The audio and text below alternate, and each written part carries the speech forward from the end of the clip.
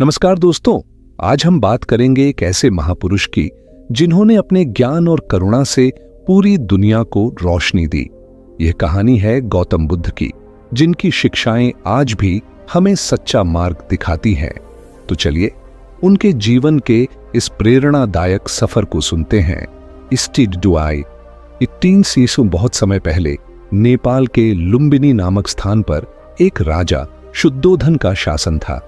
उनकी पत्नी महामाया देवी ने एक सुंदर पुत्र को जन्म दिया जिसका नाम सिद्धार्थ रखा गया। ज्योतिषियों ने भविष्यवाणी की थी कि यह बालक या तो महान राजा बनेगा या फिर एक महान संत। सिद्धार्थ का बचपन सुख सुविधाओं में बीता। राजा शुद्धोधन ने यह सुनिश्चित किया कि उनका बेटा संसार के दुखों से दूर रहे, इसलिए सिद्धार्थ को महल से बाहर जाने की अनुमति नहीं थी। जब सिद्धार्थ 16 वर्ष के हुए तो उनका विवाह यशोधरा नामक राजकुमारी से हुआ। कुछ समय बाद उनके एक पुत्र का जन्म हुआ जिसका नाम राहुल रखा गया।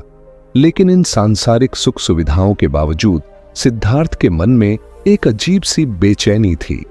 एक दिन सिद्धार्थ ने महल के बाहर जाने की इच्छा व्यक्त की।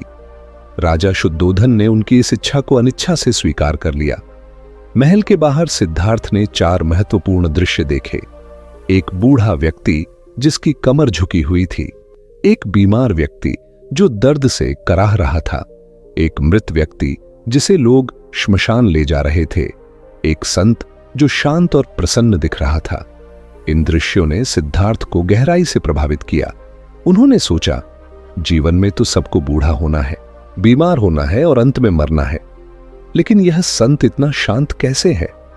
यह सवाल उनके मन में गूंजने लगा।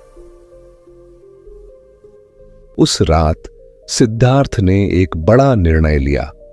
उन्होंने अपने परिवार और महल के सुखों को त्याग दिया और सत्य की खोज में निकल पड़े। इसे महाभिनिष्क्रमण कहा जाता है। उन्होंने राजसी वस्त्र त्याग कर साधारण वस्त्र धारण किए और जंगल में ध्यान और तपस्या करने लगे। सिद्धार्थ ने कई वर्षों तक कठोर तपस्या की। उन्होंने अपने शरीर को कष्ट देकर ज्ञान प्राप्त करने की कोशिश की, लेकिन उन्हें समझ में आया कि यह मार्ग सही नहीं है। उन्होंने मध्यम मार्ग अपनाने का निश्चय किया। यह मार्ग अत्यधिक भोग विलास और कठोर तपस्या के बीच का मार्ग था। एक दिन गया के निकट बोधि वृक्ष के नीचे ध्यान करते हुए उन्हें ज्ञान प्राप्त हुआ। यह रात बुद्ध पूर्णिमा के रूप में जानी जाती है। सिद्धार्थ अब गौतम बुद्ध बन चुके थे। उन्होंने जीवन के 4 आर्य सत्य और अष्टांगिक मार्ग का ज्ञान प्राप्त किया। 4 आर्य सत्य: जीवन में दुख है, दुख का कारण तृष्णा इच्छा है, इस तृष्णा को समाप्त किया जा सकता है। तृष्णा को समाप्त करने का मार्ग अष्टांगिक मार्ग है।